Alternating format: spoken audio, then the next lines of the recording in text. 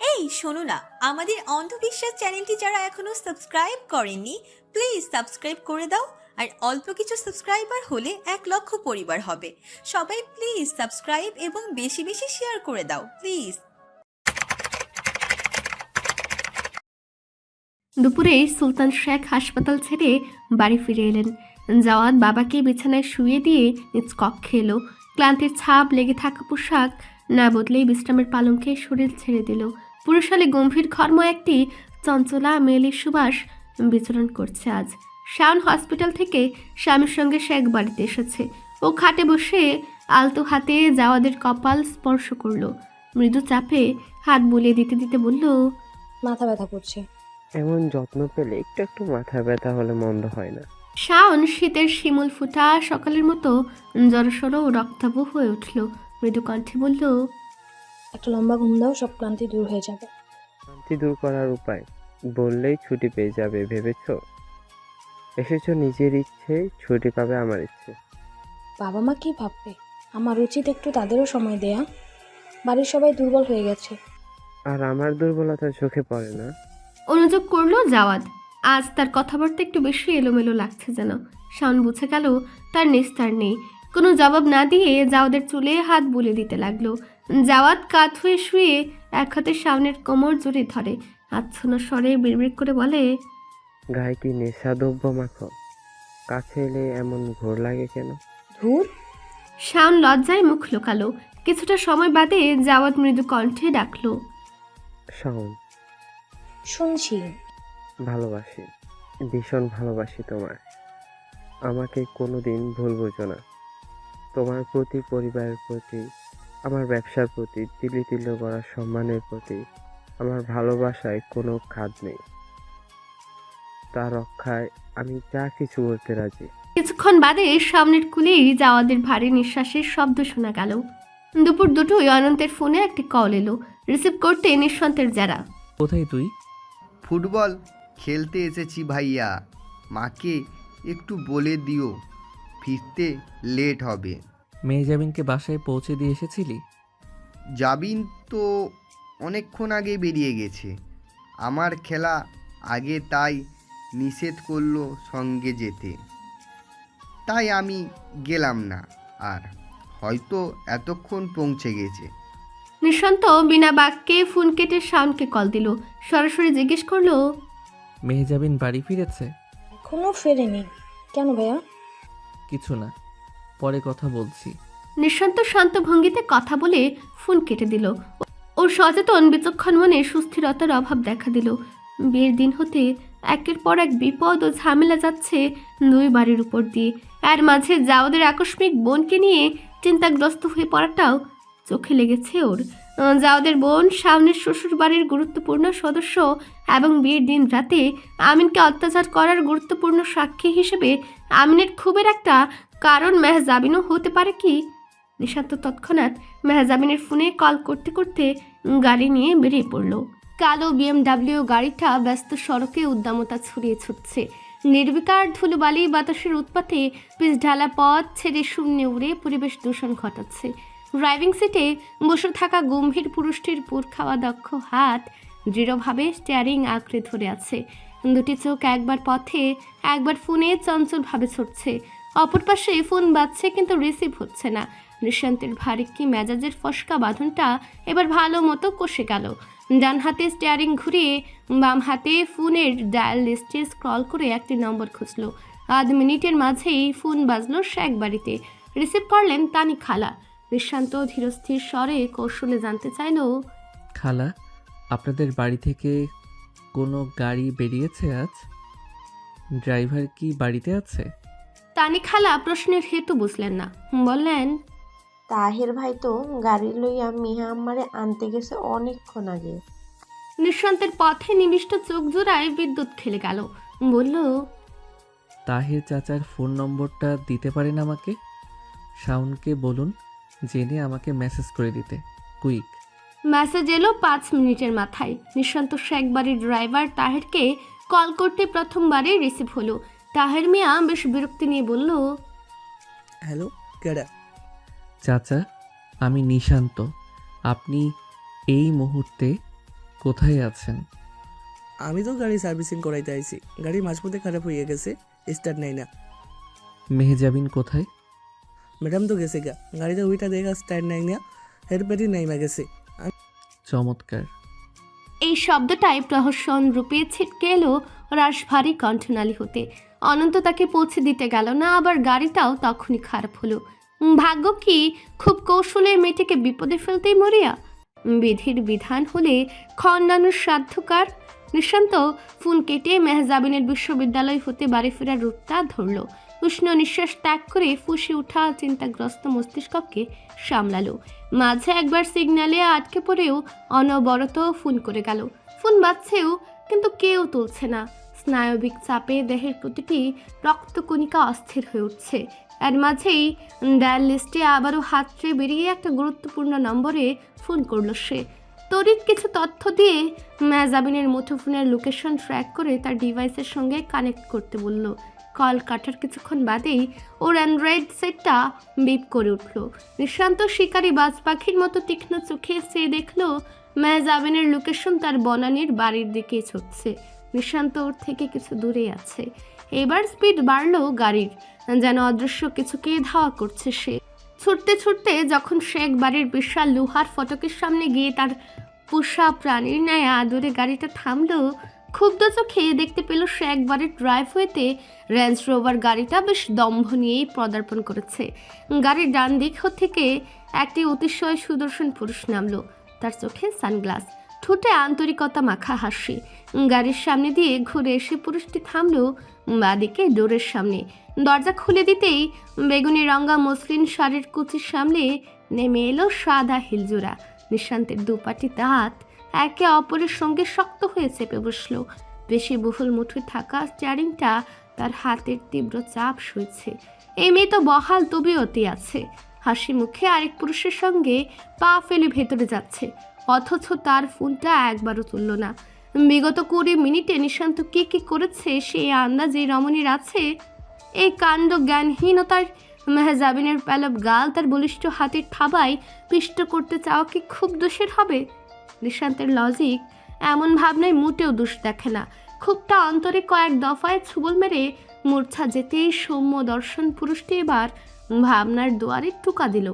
Driveway ধরে এগিয়ে গেল নিশান্তের গাড়িটা। পিঠ উঁচিয়ে মালিকের শৌখিনতা প্রকাশ করা রেঞ্জ রোভারের পেছনে নিজের গাড়িটা পার্ক করে নামল সে। দৃপ্ত কদমে সদর দরজা ছুতে বেশিক্ষণ সময় লাগলো না। বসার ঘরে তখন নতুন অতিথির সঙ্গে কুশল বিনিময় করছেন মিসেস সুমা। অতিথিকে দেখে সুমার কপালে গাঢ় ভাঁজ, চোখে দুর্বুদ্ধ এক চঞ্চলতা। মেয়ে কেন এই ছেলেটির সঙ্গেই বাড়ি ফিরেছে তিনি বুঝতে পারছেন না। ছেলেটি যেন সেই কথা ধরতে পেরেই সহাস্যে জবাব দিল, আন্টি, আমাকে চিনেছেন? আমি মাহির, জাহিদ সুফির বড় ছেলে। মাহির মোহাম্মদ সুফি। সুফি গ্রুপ অব ইন্ডাস্ট্রিজের কর্ণধার জাহিদ সুফি। নামটা পোশাক শিল্পের জগতে অচেনা নয়। শেখ ইন্ডাস্ট্রিজের মতো তারা বহু পুরনো একটি ব্র্যান্ড। এছাড়া ছোটবেলায় জাওয়াদের সঙ্গে এক প্রতিষ্ঠানে পড়েছে মাহির। জাওয়াদের বন্ধু ছিল এক সময়, সেই সুবাদে চেনা জানা আছে টুকটাক। মিসেস সুমা থমথমে সুরে বললেন, তুমি মিহাকে কোথায় পেলে? নিঃশান্ত নিঃশব্দে তখন বসার ঘরে পা দিয়েছে। কানটা মাহির ও সুমার কথোপকথনে সজাগ হলেও দৃষ্টি সিঁড়ি মুখে দাঁড়িয়ে থাকা মাখন রঙা ত্বকের মেয়েটির দিকেই। মেহজাবিন নিঃশান্তের উপস্থিতি বুঝে দৃষ্টি ফেরাতেই থতমত খেয়ে গেল। এই লোক কেমন শিকারের চোখে তাকে দেখছে কেন? যেন ক্রিমিনাল হাতের নাগালে পেয়েছে। এখনই কোমরের কাছ হতে পিস্তলটা বের করে ওর মাথা বরাবর শুট করবে। মাহির সুফি বলে চলেছে, মেহজাবিনে ভার্সিটির সামনে দিয়ে যাচ্ছিলাম। বেচারি গাড়ি নষ্ট দেখে লোকাল ট্রান্সপোর্ট ধরতে দাঁড়িয়েছিলাম। আমি পৌঁছে দিয়ে গেলাম। শুনলাম আঙ্কেল অসুস্থ, তাই দেখা করতে আসা। সুলতান শেখ ঘুমোচ্ছেন, এই মুহূর্তে জাগানো সম্ভব নয়। তাহলে আর কি, আঙ্কেলকে বলবেন আমি এসেছিলাম, পরে না হয় আবার আসবো। মেহজাবিন। নিশান্ত তখনই জলদ গম্ভীর স্বরে নিজের উপস্থিতি জানান দিয়ে ডাকল। সূর্যতপ্ত প্রখর দুপুরের মতো কণ্ঠের বিপরীতে ভোরের কোমল রোদের মতো মিঠা স্বরে প্রত্যুত্তর করল মেহজাবিন, জি। তোমার ফোন কোথায়? একই কঠোর স্বর নিঃশান্তের। দৃষ্টিতে সকালের সাক্ষাতে সেই নমনীয়তা বিলুপ্ত। মেহজাবিন তার লেদারের ভ্যানিটি ব্যাগ হাতড়ে ফোনটা বের করতে নিঃশান্তের কণ্ঠ পুনরায় আওড়ালো। কতবার ফোন করেছি? মেহজাবিন লক স্ক্রিনে মিসড কল সংখ্যা দেখে তড়াক করে পুনরায় সম্মুখের তীক্ষ্ণ চোখ দুটোর দিকে চাইল। বিস্ময়ের সঙ্গে বলল, এতবার ফোন করেছেন কেন? কোনো দরকারে? জবাবে একটা বিষাক্ত খুঁচা দিতে ইচ্ছে হলো নিঃশান্তের। সুমা আন্টির উপস্থিতি তাকে নিবৃত্ত করলো। সুমা বললেন, কিছু কি হয়েছে নিশান্ত? অনন্তের ওকে পৌঁছে দেবার কথা ছিল। শুনলাম অনন্ত স্টেডিয়ামে গেছে ফুটবল খেলতে। ড্রাইভারের থেকে জানলাম গাড়িটাও নষ্ট হয়েছে, তাই ও ঠিকঠাক পৌঁছেছে কিনা জানতেই কল করা। শুধু এই কারণেই 25টা মিসড কল? বিশ্বাস হতে চাইল না মেহজাবিনের। তাই জন্যই কি এমন ধারালো দৃষ্টিতে ফালা করে দিতে চাইছে ওকে? তার ফেরা নিয়ে কেউ চিন্তিত হয়েছিল বলেই কিনা একটা কৈফিয়ত জমা হলো জাবিনের ঠোঁটের অগ্রভাগে। ক্লাসে ঢুকে সাইলেন্ট করেছিলাম, এরপর আর খেয়াল করিনি। জবাবে লৌহ কঠিন মানবটি যে তুষ্ট হলো না, সে আর বলার অপেক্ষা রাখল না। বোধহয় মনে মনে তাকে কাণ্ড জ্ঞানহীন সহ ভয়ানক কিছু তকমা উপহার দিয়ে দিয়েছে। মাহির ভ্রুকুটি করে দেখছে বলিষ্ঠ দেহের প্রশংসনীয় উচ্চতার তামাটে পুরুষটির দিকে। এই পুরুষটির ব্যক্তিত্বের ধার সে কিছুক্ষণের মাঝেই অনুমান করে ফেলেছে। কিছুটা কৌতূহলী হয়েই মেহজাবিনকে উদ্দেশ্য করে জিজ্ঞেস করলো, তোমার ফেরা নিয়ে সবাই খুব কনসার্ন দেখি। নেহা, কি হয়েছে? মেহজাবিন অস্বস্তিতে পড়ল। তাকে মিহা বলে ডাকে শুধু আপনজনেরা, এছাড়া পুরো পৃথিবীর কাছে সে মেহজাবিন ও আত্মীয় পরিজনের কাছে ছোট করে জাবিন হিসেবেই সমাদৃত। সেখানে মাহির শুরু থেকেই তার একান্ত ব্যক্তিগত নামটি ধরে ডাকছে। তাছাড়া হুট করে গাড়ি নষ্ট হওয়ায় মেহজাবিন যখন অন্য কোনো উপায় খুঁজছিল বাড়ি ফিরতে, তখন মাহির গাড়ি থামিয়ে ওকে ড্রপ করে দিতে চাইলে বড্ড বিব্রত হয়ে পড়েছিল সে। পরিচিত বলে সৌজন্যতা দেখাতে হচ্ছিল, আবার কঠোরভাবে নিষেধও করতে পারছিল না। অবশেষে মাহিরের এইটুকু সেবা সে নিল। সে সঙ্গে এও বুঝতে অসুবিধা হয়নি, একজোড়া মুগ্ধ দৃষ্টি সারা পথ ওর সঙ্গে লেগেছিল। এদিকে তাকে মিহা বলে ডাকাটা আরেকটি কানেও বেশ বিঁধল। অন্যদের সামনে ভেতরকার কোনো ঝামেলা রাজ যেন প্রকাশ না পায়, তাই চতুরতার সঙ্গে নিঃশান্তই জবাব দিল, আঙ্কেলের অসুস্থতায় মেহজাবিন অসুস্থ হয়ে পড়েছিল। আজ একটা গুরুত্বপূর্ণ একাডেমিক ক্লাস ছিল বলে সেটা অ্যাটেন্ড করতে হয়েছে। ঠিকঠাক ফিরল কিনা সেটার ইনফরমেশন নেওয়ার প্রয়োজন ছিল। কথাটা যে মাহিরের কাছে পুরোপুরি বিশ্বাসযোগ্য হয়নি সেটা নিঃশান্তের অভিজ্ঞ চোখ বুঝে ফেললো অনায়াসেই। শুধু এই কারণেই একটা পুরুষ এভাবে ছুটে আসবে মাহির সে দ্বিধা মনে চেপেই উদ্বেগের সঙ্গে বলল, তুমি অসুস্থ? আসার কথা একবারও বললে না, বুঝতেও পারলাম না। বুঝলে কি করতেন? প্রশ্নটা না করে পারল না নিঃশান্ত। মেহজাবিনের প্রতি ব্যক্তিটার অতিরিক্ত মনোযোগ দেওয়াটা সহজ চোখেই বুঝে যাচ্ছে। মাহির থতমত খেয়ে গেছে সে প্রশ্নে। জবাব তৈরি করার আগে নিঃশান্ত ফট করে কথাটা বলে ফেলল, মেকআপের গুণ দিয়েই আজকাল সত্যিটা অনায়াসে ঢাকা যায়। সেটা হোক চরিত্র, ঘটনা কিংবা চেহারা। তাই চেহারা দেখে অসুস্থতা টের পাননি? কথাটার মাঝে সূক্ষ্ম কোন ইঙ্গিতটা ছিল স্পষ্ট বুঝলো না কেউ। তবে মেহজাবিনের গায়ে জ্বালা ধরল। ধীর পায়ে এগিয়ে সে নিশান্তের নিকটে দাঁড়িয়ে চাপা ক্ষোভিত গলায় বলল, আপনি বলতে চাইছেন আমি মেকআপ ছাড়া অসুন্দর? মেকআপ দিয়েও যে সুন্দর সেটাই বা কবে বললাম?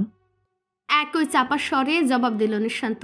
মেহজাবিন আহত চোখে চেয়ে রইল, যেন ক্ষুদ্র এই জীবনে প্রথমবার কেউ তার সৌন্দর্য নিয়ে সংশয় প্রকাশ করলো।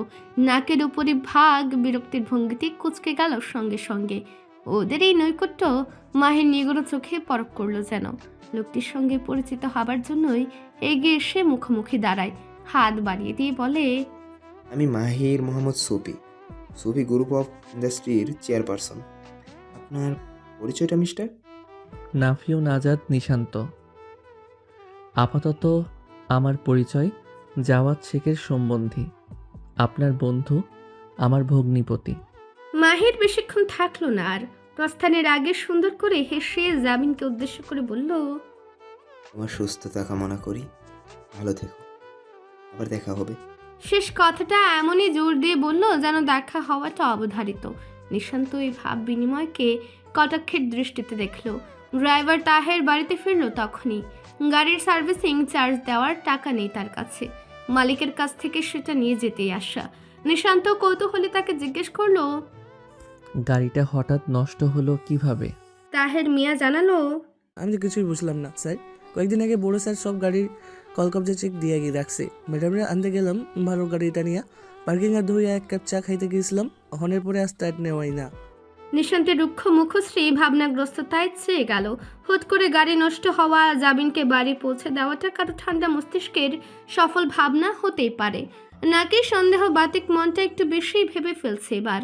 প্রেমের ফাঁদ পাতা ভুবনে কেউ হয়তো রূপবতী নারীর নৈকট্য পেতেই এত ছলাকলা করছে। তাতে ক্ষতিটা আসলে কার হচ্ছে? রৌদ্র স্নাত দুপুর আচমকা অস্ত্রহীন সৈনিকের ন্যায় তার তেজ হারিয়েছে। শান্তির পতাকা রূপে আকাশ তটে আগমন ঘটেছে তুল ও নরম মেঘেদের, যার ছায়াতলে তপ্ত প্রকৃতি অবসন্ন মনে জিরিয়ে নিচ্ছে। ৮ ঘন্টার ব্যাপক চিন্তা, উদ্বেগ, দুশ্চিন্তা ও ছুটাছুটির পর নিঃশান্তির মনও এখন যথারীতি প্রকৃতির অনুরূপ শান্ত। তবে মস্তিষ্ক আপন মনে একের পর এক ছক কষে চলেছে। বিক্ষিপ্ত দৃশ্যপটে উঠতি ব্যবসায়ী মাহির মোহাম্মদ সফির আকস্মিক আগমন তাকে চিন্তিত করেছে বইকি। তবে সেই চিন্তার গভীরতা ঠিক কতখানি তা বোঝা মুশকিল। ক্ষণে ক্ষণে শুধু দৃষ্টির তীক্ষ্ণতা ও কপালের সূক্ষ্ম ভাঁজের রুক্ষতা ভেসে উঠছিল গম্ভীর মুখশ্রীতে। মেহজাবিন গুটি গুটি পায়ে এসে থামল লম্বাটে যুবকের পিছনে। তার হাঁটার ক্ষীণ শব্দ সদা সতর্ক আর্মি অফিসারের শ্রবণ শক্তিতে এড়াতে পারল না। দৃষ্টি ঘুরে গেল, বিনা সংকোচে চোখের তারায় ফুটে উঠল বেগুনি রঙের শাড়ি পরিহিতা সুশ্রী গোলগাল মুখশ্রী, যার চোখের পালক দৃষ্টি কিছু বলার জন্য উৎকণ্ঠিত। নিশান্ত নীরবে চেয়ে থেকে প্রতীক্ষা করলো সে কথা শুনতে। প্রতীক্ষা দীর্ঘায়িত করল না অপ্রস্তুত মেয়েটি। তার ফোনে এতবার মিসড কল আসার রেকর্ড এই প্রথম। একজন মানুষ সামান্য চিন্তায় যে এইভাবে ডেসপারেটলি কল করে না তা বুঝতে কোনো সচেতন মানুষের অসুবিধা হবার নয়। সেখানে নিশান্তের এভাবে কল করাটা যেন আরো বেশি চিন্তার। মেহজাবিন চাপা গলায় বলল, সত্যি করে বলুন তো, কিছু কি হয়েছে?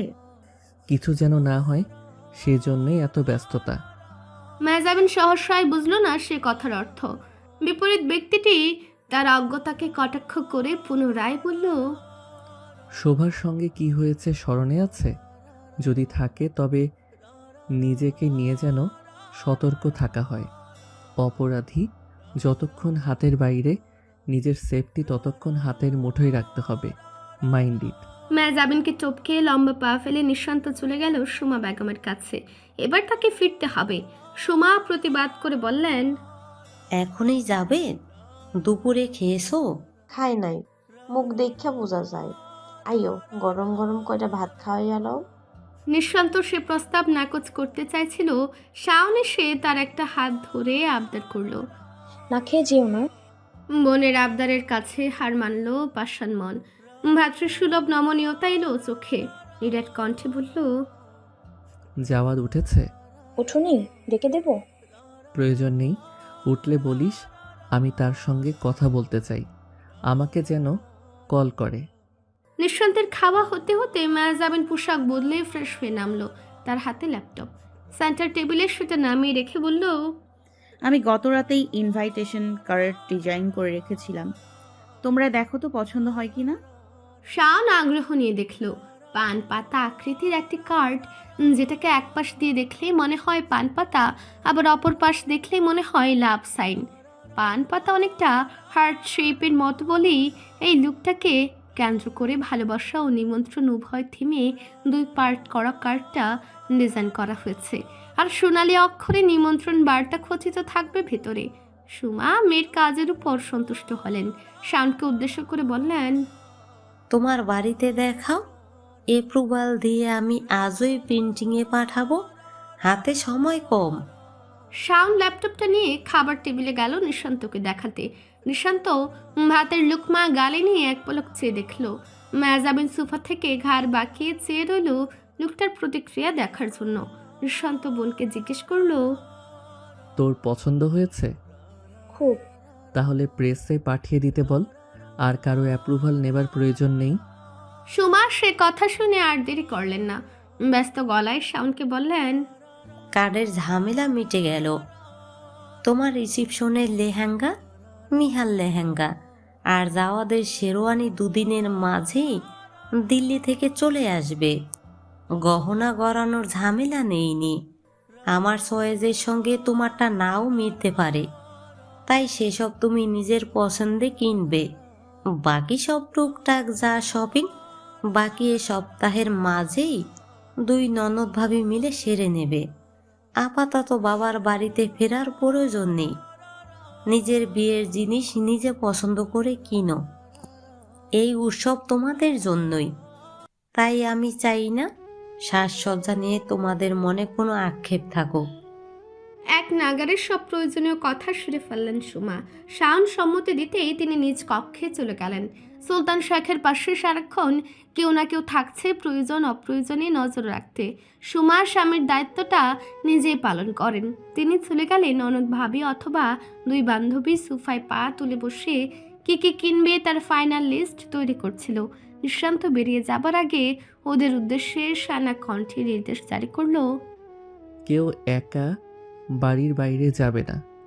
জাওয়াদ না থাকলে আমাকে কল করবে। কোথাও গাড়ি নষ্ট হলে কেউ নিতে না গেলেও পাকামো করে একা একা আসা যাবে না। এই কথার যেন কোনো নড়চড় না হয়। আদেশের অন্তর্নিহিত কারণ অনুধাবন করতে কোনো অসুবিধাই হলো না ওদের। শাওন সঙ্গে সঙ্গে মাথা নত করে ফেলল। এসব নিরাপত্তার উৎপত্তি তো তাকে ঘিরে।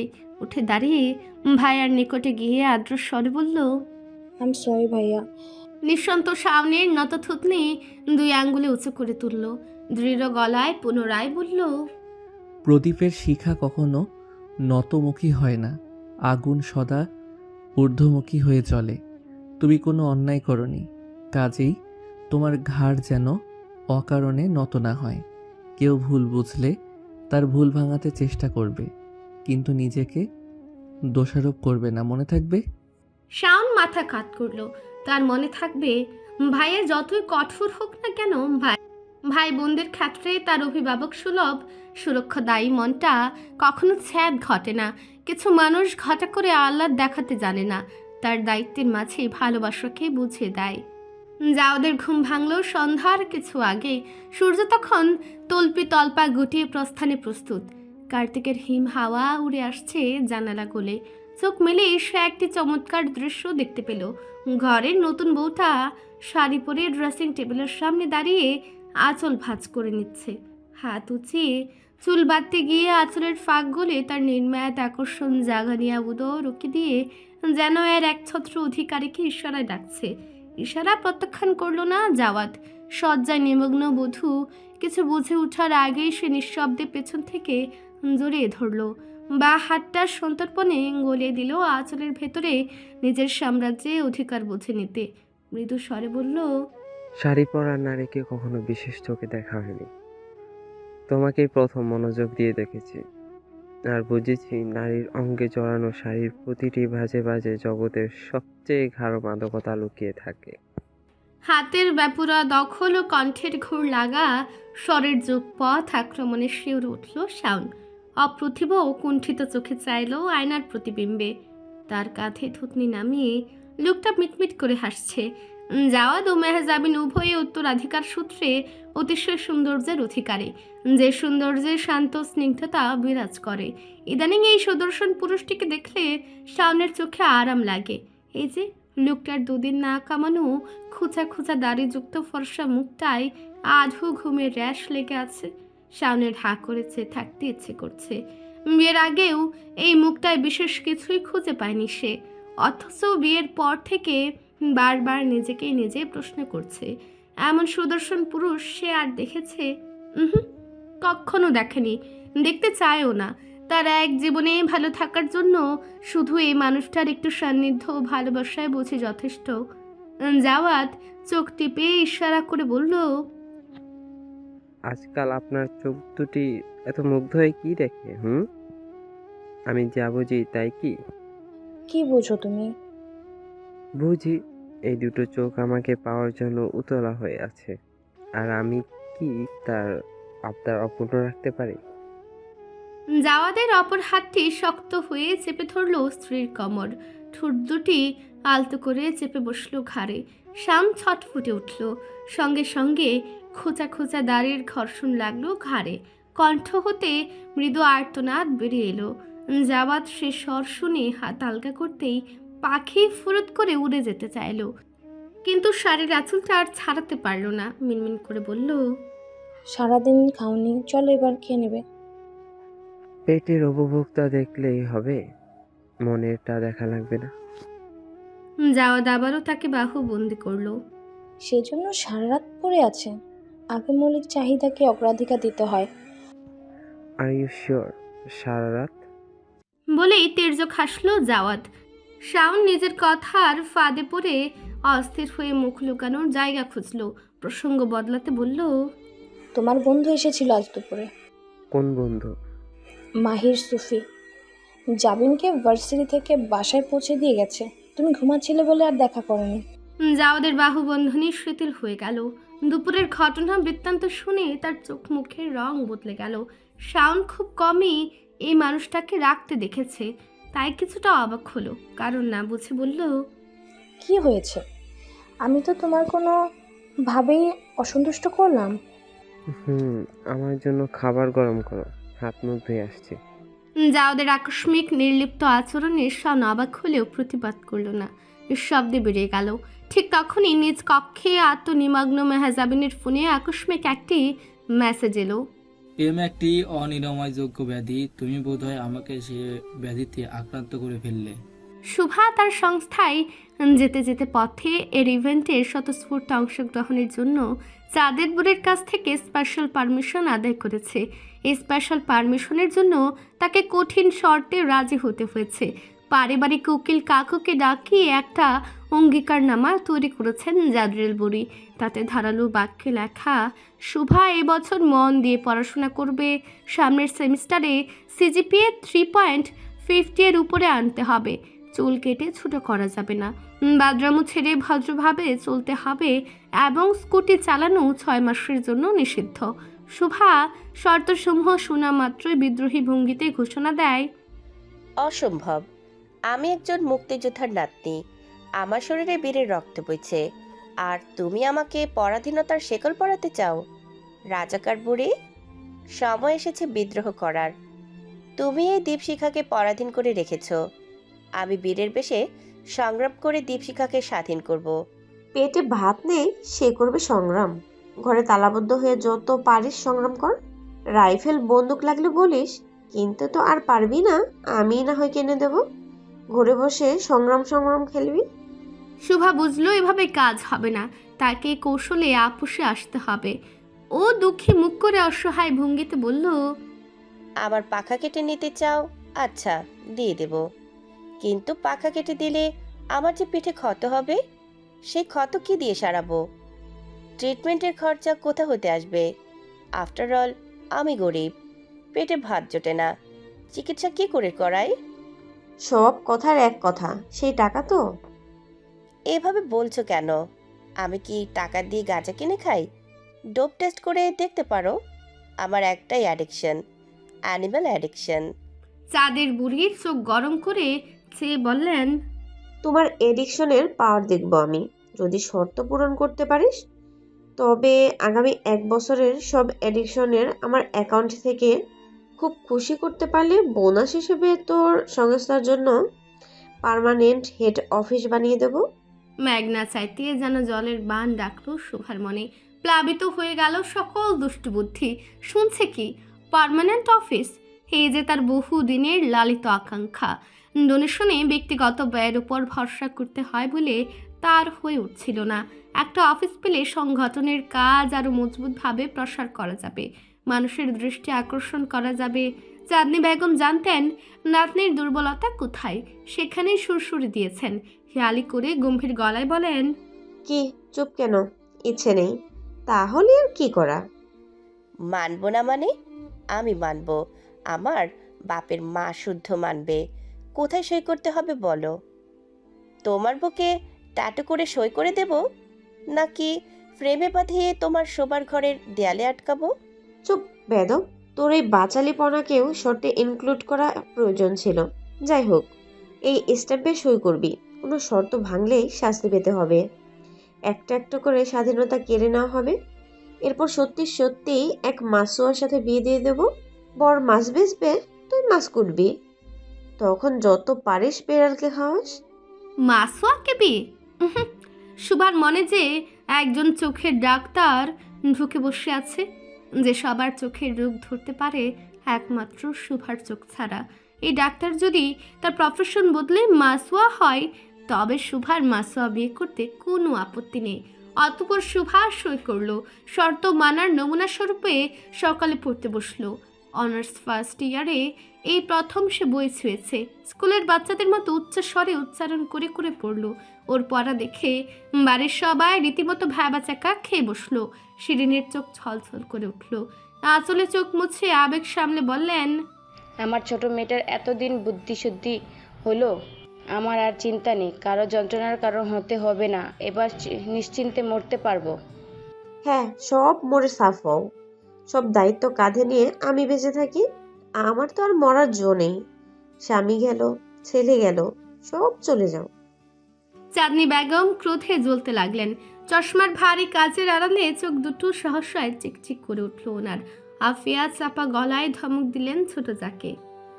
তোর কি এত কালেও আক্কেল জ্ঞান হবে না? আমি কি বললাম? মরার কথা বলবি কেন? বুড়ো মানুষরা শক্ত করে কথা বলে দেখে কি ওনার মনও শক্ত?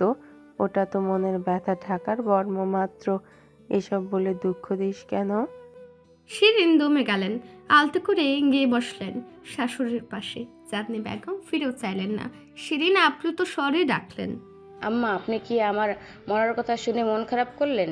একদমই না, মনে মনে হিসেব করছি। কুলখালিতে কত মানুষকে খাওয়াবো আর কত খরচা করব।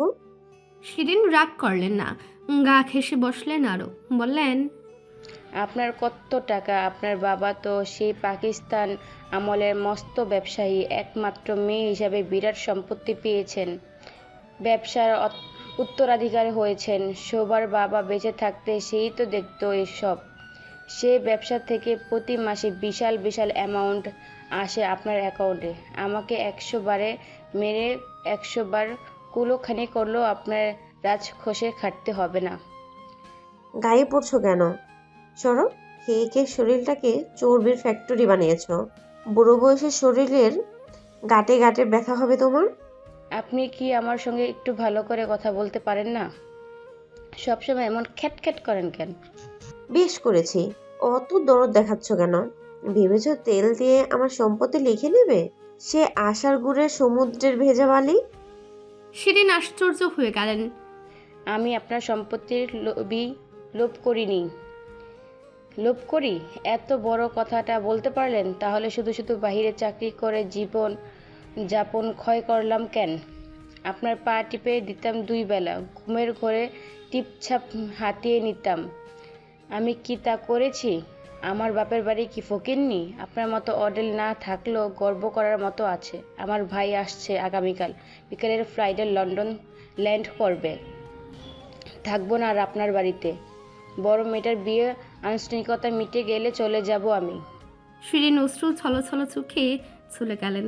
যেন কিছুই হয়নি এমন ভান করে চাঁদনি বেগম বললেন, 1 কাপ চা দিও তো বড় বউ। মা মেয়ে মিলে মাথাটা ধরিয়ে দিয়েছে একেবারে। ওই ব্যাকল মহিলাকেও কড়া করে 1 কাপ চা দিও। খেয়ে ঠান্ডা হোক, নয়তো ভাইয়ের কাছে বদনাম করবে এ বাড়িতে তিনি নির্যাতিতা। আপনারা কোনো দিন শুধরাবেন না।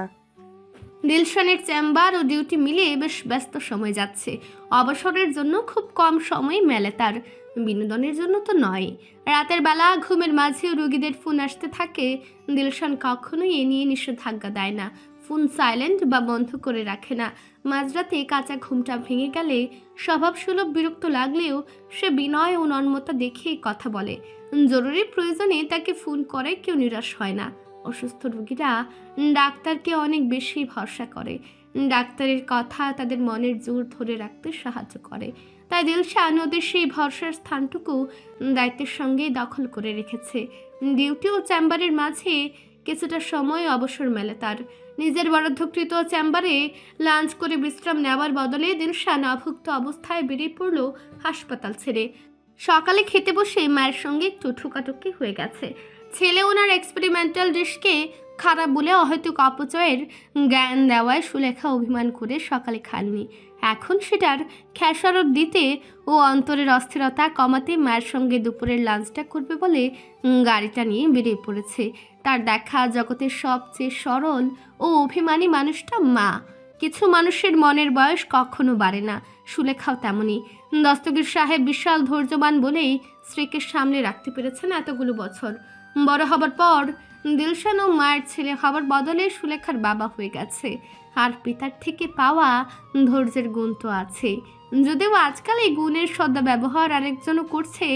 দিলশান এখন বাবা হয়ে তার জেদেই মায়ের রাগ ভাঙাতে যাচ্ছে।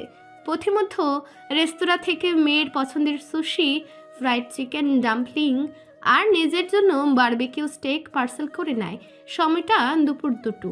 হোয়াইট হাউসের ড্রাইভওয়েতে সাদা গাড়িটা ঢুকতেই শতবর্ষ পুরনো শরতের বাতাসে উড়ে আসা কাশফুলের মতো শুভার আগমন ঘটল গাড়ির সামনে। 2 হাত 2 দিকে প্রসারিত করে সে গাড়ি থামানোর নির্দেশ প্রদান করছে। দিলশানের ধীর গতির গাড়িটা সজোরে ব্রেক কষে থেমে গেছে ততক্ষণে। বুক ফুলিয়ে লম্বা একটা শ্বাস নিয়ে ক্ষিপ্ত মেজাজে গাড়ি থেকে বের হলো সে। চোখ গরম করে বলল, এসব কি ধরনের ফাজলামি শোভা? এবারে অ্যাক্সিডেন্ট করে স্বাদ মেটেনি? সাদা শার্ট, কালো প্যান্ট পরিহিত সুপুরুষের চোখের গরমে শোভার মন পড়ল। পুরুষটির প্রশ্নোক্ত চোখের জবাবে মিষ্টি হাসি ছুড়ল। দিলশানের হাতে স্মার্টফোনটা ধরিয়ে দিয়ে ললিত সুরে বলল, নতুন জামা পরেছি, দাগ লেগে ময়লা হবার আগে ফটাফট কয়েকটা ছবি তুলে দিন দেখি। দিলশান ফোন হাতে কয়েক সেকেন্ড হতভম্ব হয়ে তাকিয়ে রইল। শুভার পরনে কালো জাম্পস্যুট, তার উপর সাদা ফুল স্লিভ কোট স্টাইলের শার্ট। সেই শার্টের আস্তিন আবার ফোল্ড করে কোনোই অবধি তুলে রাখা। পায়ে সাদা ক্যাটস।